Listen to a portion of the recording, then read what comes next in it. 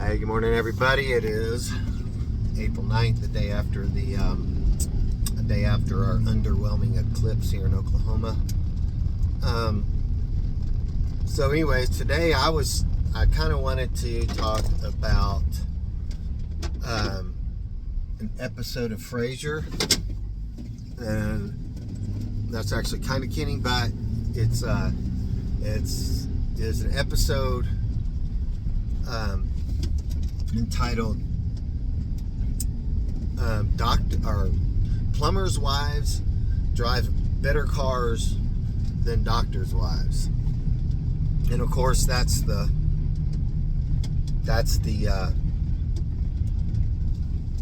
obviously the impression. It's been that impression for a long time because shoot, that was like I watched that episode, that would have been 94, 95. That was before I was a plumber. Anyways, so I wanted to kind of address that because one of the things, that I've experienced with customers is whenever, they hear pricing, and even a lot of times compare it to other people in the trade, in different trades. In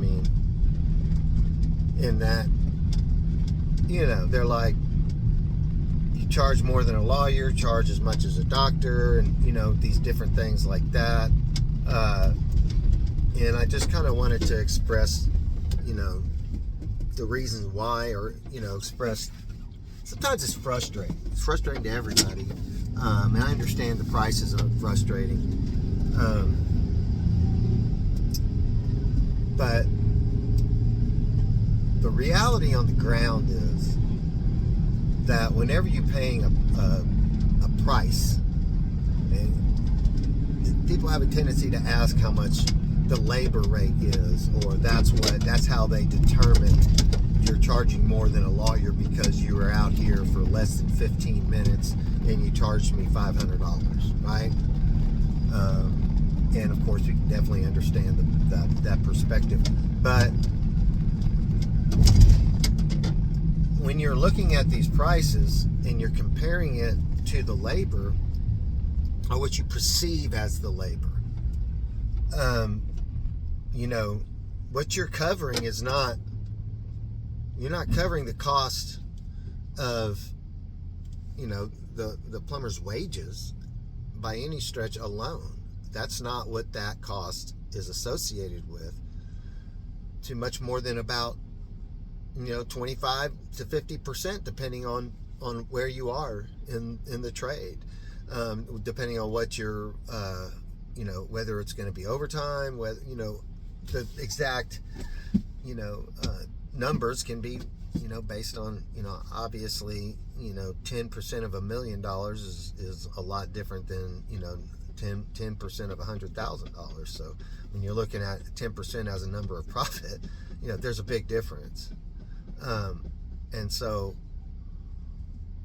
when you're comparing that to, well, yeah, I'm making $125 an hour and he only spent $15 on parts, well, the price per parts, my cost for parts, your cost, that are your price that I charge you for cost,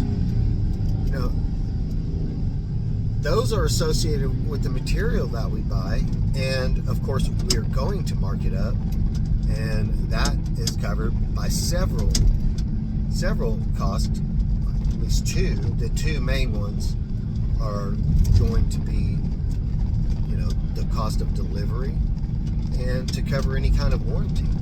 And I don't know if everyone's bought anything that has any kind of real value or certain amount of repeated use. You're generally offered a extended warranty for a price. So of course the person's going to make money off of that, and that's the point.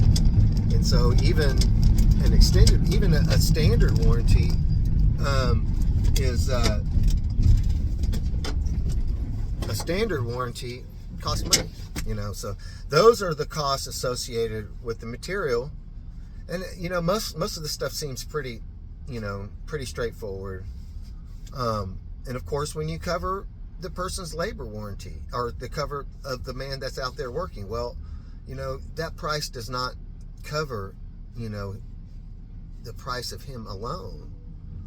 There's somebody's got to answer the phone, somebody's got to pay insurance, you got to pay for fuel. If you provide uniforms, you got to pay for uniforms. You have to pay for Social Security taxes. You have to pay for your part of insurance. If you're going to put into 401k, you've got to cover the cost of that. Well, so the average plumber, depending on whether you're in a union or not, here in Oklahoma, can range from, journeyman plumber can range from anywhere from $25 an hour, to $65 an hour and higher if you're in the union. A lot of that covers the cost of health insurance and their benefits. So that's $65 an hour or whatever you're hearing. It's generally not what they see on their paycheck. They don't generally see a $65 an hour paycheck. At least when I was in the union, it did. And it was like, I think it was $30 an hour.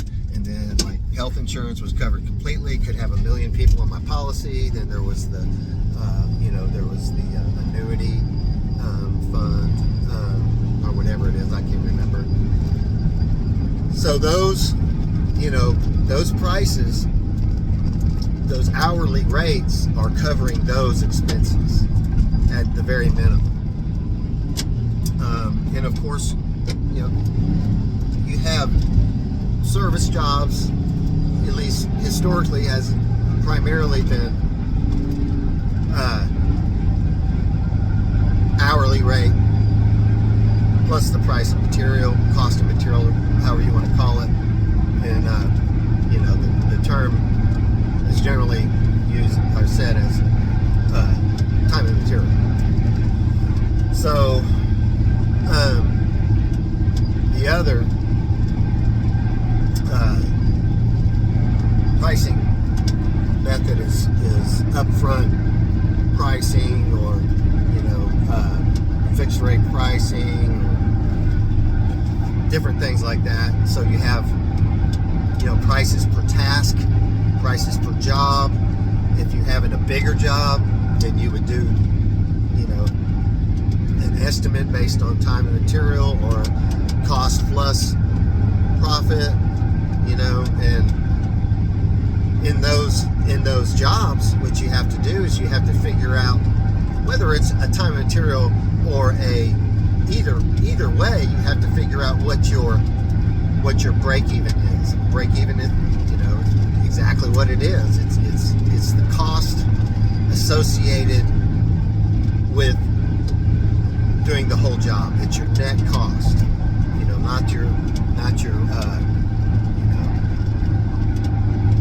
not just the cost of your material. It's the cost of everything. And that includes fuel, and that includes tires. You have to figure all of that into it. However, there's another cost that's hidden that a lot of people don't a lot of people don't consider it, including a lot of plumbers. A lot of plumbers, when they go out on their own, they're like, man, I own my truck, I've got my hand tools, all this stuff, I can work out of my, I don't have to have a shop. I can work out of my van. There's no reason for me to have a shop, and so they undercut or, have their prices at a lower hourly rate than what these other companies are. And in general, that's going to be true 100%. If you're a single man operation, your percentage of profit is going to be higher. The cost of doing business is going to be much lower per person, just in a purely financial standpoint, not even a percentage of income standpoint. It's just going to be lower. But generally, and this happened with me, is you figure out pretty quick that you're not charging enough. You're charging going out of business money. And so the hidden costs associated with with these things it's kind of hard to determine sometimes because you have different factors based on economic conditions. Like right now we have high interest rates, trying to cut down on inflation.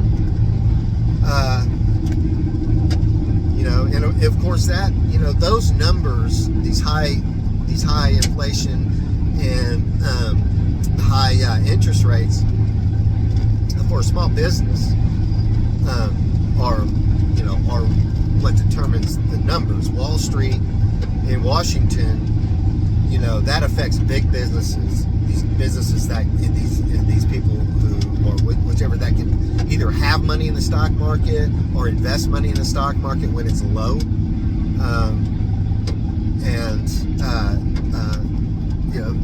A lot of these small businesses, a lot of these blue collar people, don't have that ability to put money in the stock market. So those economic conditions, they cost companies more money, and so that's one of those very tricky things to forecast, especially if you're a small business. So the other cost associated with this is going to be attrition. It's going to be your tools, and this is the big thing involved with plumbing. In order to be an electrician, you have to be very smart and very organized. However, the tools they use are generally very lightweight. Most of the tools that they're going to use, they're going to carry in a tool bag or a tool pouch, and they're going to have some power tools, and they're going to have a truck, and of course any material that they haul is going to be relatively heavy because it's copper wiring. But the general weight associated with it, the general cost of tools associated with it are pretty low. As far as a lot of the other trades, mechanical, you're going to have more expensive tools. They're going to be lighter weight, but you're not going to have as many. When you get into carpentry, the cost of your tools are pretty high, but you're not necessarily having to haul them around. You're going to haul around, a table saw, a miter saw, generally maybe a planer or a router table. I don't know for sure all that stuff, but you're generally not going to have to carry it from job to job based on a daily basis. Okay, and a lot of these people are going to have a shop. Well, in plumbing, in this truck, just on one side of this van alone, there's $23,000 worth of tools in it. All together, not including my hand tools, just on this truck is about $30,000 worth of tools. And a lot of these tools, and you see that have lifetime warranties and stuff like that, well, those are hand tools, those are screwdrivers, anything that's mechanical, that's electrical, that has any kind of power like that to it, just by virtue of their use, they wear out. It's wear and tear, and so you have to replace these things. As far as hauling them, you're going to have a more heavy-duty truck, and even that, because you are pulling consistently a heavy weight, it's going to put wear and tear on these vehicles. And this is regardless of whether you own it, or whether you lease it, or whether you rent it per day. Now, of course, the renting per day, you don't have to worry about normal wear and tear. You just have to worry about covering the cost of damage if these things occur. Leasing, it's a lower monthly payment, but you still have maintenance to pay for it. And of course, owning it, you have if you just own it outright, or if you pay it a note, then you have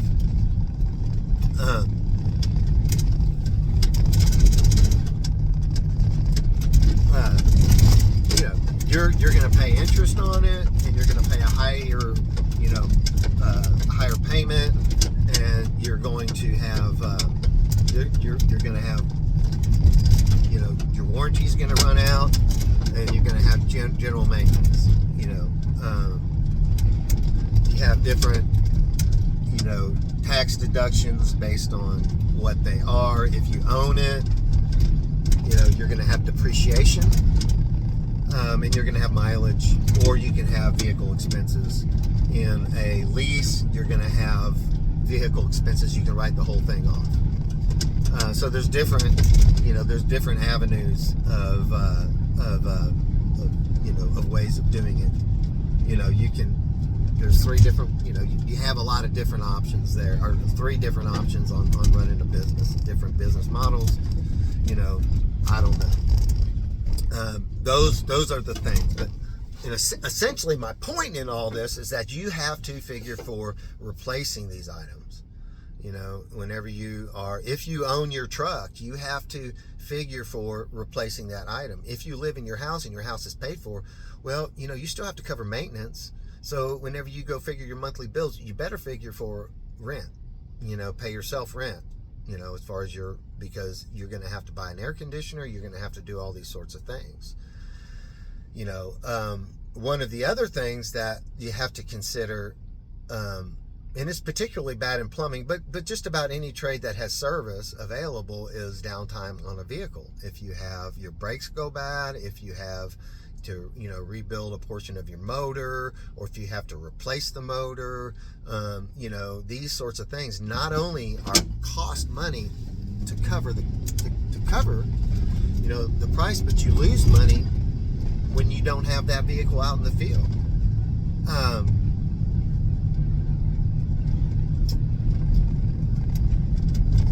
And there's two other issues you have to deal with. If your truck gets into an accident, the insurance is going to cover the cost of repairing it for the most part, in most cases. But they don't cover the cost of downtime of that vehicle. And going out and renting a vehicle like you can, if you own your car and car gets, somebody runs and slams into you and your car, and you have to, it takes a week to get your car fixed. Well, you got to get to work somehow. Well, they can, either that insurance company, or if you have to, have, the ability to easily rent a vehicle, because you generally only are taking yourself, from one place to the other. However, when you're involved in any of the major trades, particularly plumbing, is particularly bad whenever you're, even in construction, you have a lot of different parts to carry, they're not large. Your tools can fit in toolboxes and you can secure them, but as far as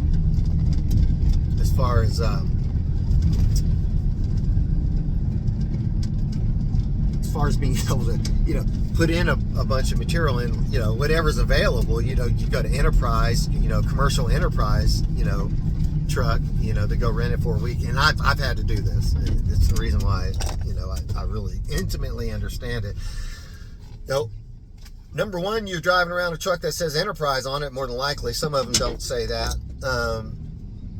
But then you have no place to organize your material unless you buy something specific, organizing boxes, but in general, most vehicles have shelves in them. And so you can't just go out and just rent something. It's just not going to happen.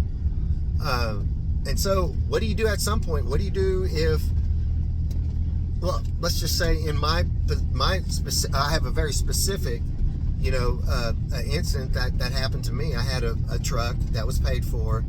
It was a good heavy duty truck. It wasn't all that pretty, but it was reasonably good looking. It had, it had cruise control, air conditioning, power windows, all that sort of stuff. It was a 1-ton and it was tough. Well, I put in a rebuilt transmission. I ended up putting in a rebuilt motor, and that's relatively common in these vehicles. And you get up to 200,000 miles in it. You're either going to have to get rid of it, or you're going to have to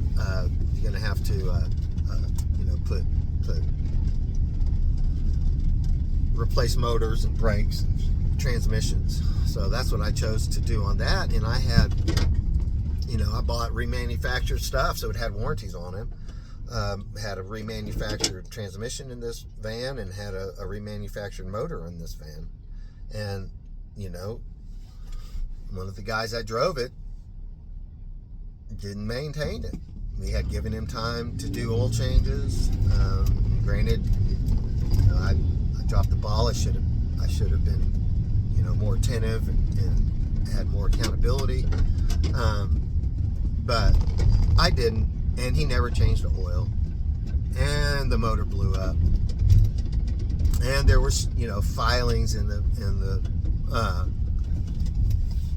oil pan, which the motor didn't have a labor warranty on it, so I was gonna have to pay for labor anyways. With the mechanic, I don't believe for a second that he was that he did this underhandedly with the manufacturer, but he got the motor warranty for us, and I had to pay $1,200 to change it out, which was fair.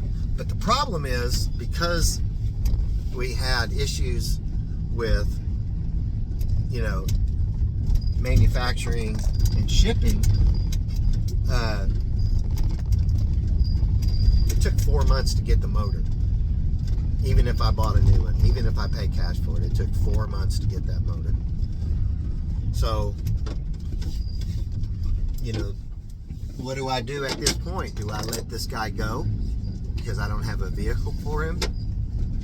Do I buy a used vehicle? How do I do that? And one of the things we were dealing with at the same time was the availability of even new vehicles. Everyone was buying up the used vehicles at a premium, and they were acting quickly. And and it was the same thing with the new vehicles. So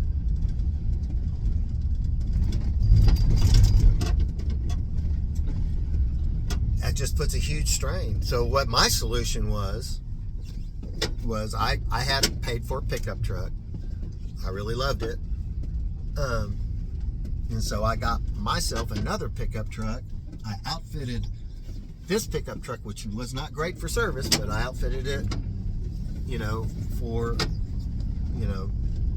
service, and, took on another monthly payment because I didn't have cash to replace that one, and got this guy back on the road.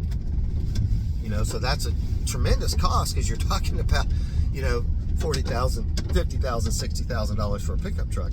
I took what was available. I couldn't get a van. I took the pickup truck. I couldn't find anything else. This was a pickup truck. It was a basic pickup truck. It was nice though. I liked it. But I liked my other one, So, it's another expense. You have to figure for these sorts of things. And during an economic upturn and these sorts of, stuff like, who the hell was expecting that? I don't know how to forecast that. The other thing is, stolen tools. Insurance company will pay for stolen tools if there are signs of forced entry. Insurance will not pay for tools if you cannot prove that, or it's very difficult to prove that it was stolen. Or, and I don't think this happened with any of our guys, if an employee theft are not covered under your insurance policies, at least they weren't mine. So, and throughout the course of doing businesses, I had 2 sewer machines just disappeared.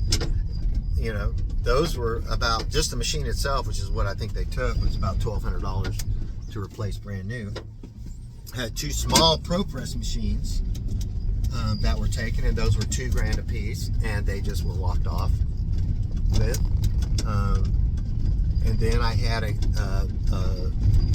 reel, a camera reel, a locator, and a monitor. Those 3 together, I paid $11,000 for it. To replace it, it's $13,000. These are huge expenses, and you do have to figure for these things. Had guys not even steal them. These camera heads, these camera heads are located. So, use them to find damaged pipe, right?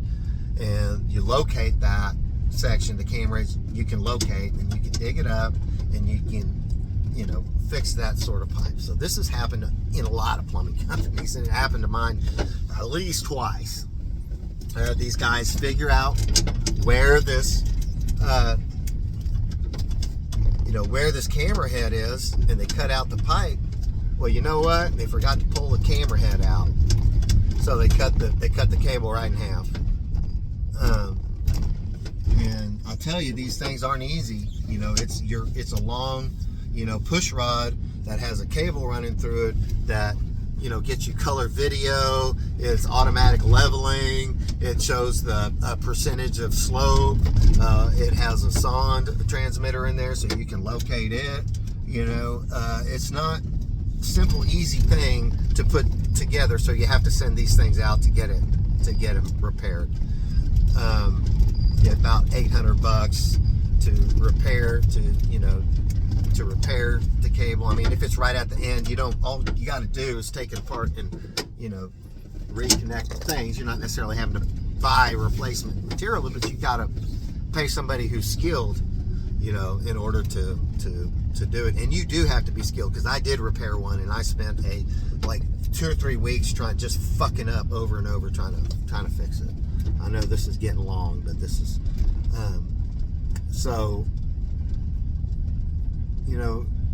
part of what you have to figure for is repairing these jobs. So when we go out and we're charging more money, than what you're shocked. We get these sticker prices. I mean, sticker shock all the time. I get it whenever I get prices. Sometimes I'm like, holy shit. But you have to figure your break even, right? Whenever we're running really low, really lean right now, and what it costs me per day to operate this, my break even is $750 per day on this truck. This is before I can pay off any outstanding debt. This is before I can buy groceries. This is before I can buy tires for my personal income. This does include my rent and different things like that, because at this point I'm operating, this is my break even for this truck. In general, whenever I've got people, employees with all the benefits and the costs associated with this sort of stuff, had to make $1,500 a day, to make, 10% profit, and those are costs, that doesn't include wear and tear on these vehicles. That's just, your break even. So then what you have to do at that point, you figure out what your break even is, and then you have to figure out, what your percentage of profit needs to be, not only is it, the cost of repairing and replacing, but as a business owner, I have risk too. I've been doing this business for a long time. Why should I not make good money? The whole point of having a plumbing company and going into business is, it's not for the joy of being able to tell people what to do.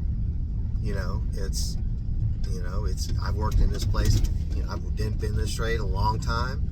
I have the knowledge and ability to help direct and help guide, a crew of men. I know the problems that they're going to deal with, because I've been a plumber in the city for 28 years. So not only do I have the abilities and the knowledge of just in general, but I'm familiar with the neighborhoods. I'm familiar with the years of houses, all these sorts of things. This gives me the ability to be able to help the guys out, go from job to job, help them pull their asses out of a ringer, fix whatever they fuck up, whatever, floods, all these things that can occur. And so when you look at that, you have to keep that in mind. Credit card processing, 3.5% right now. You can get it lower. If we had point of sale card swipers, we could lose about a percentage of that. But those don't work out very well out in the field. It's not like you're in a store where you have a controlled environment. So, that's some of what we have to deal with whenever you see these costs. And there's more associated with that. Now, I'm going to stop here because we're getting in about 30 minutes worth of time here, and I'm sure I've already lost people's attention. So that's just one of the things that, whenever you see these costs associated with that, those are the basic operating at normal, somewhat optimal,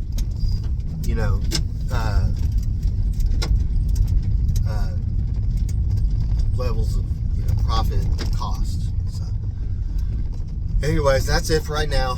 I gotta go pick up a ladder I left on a job.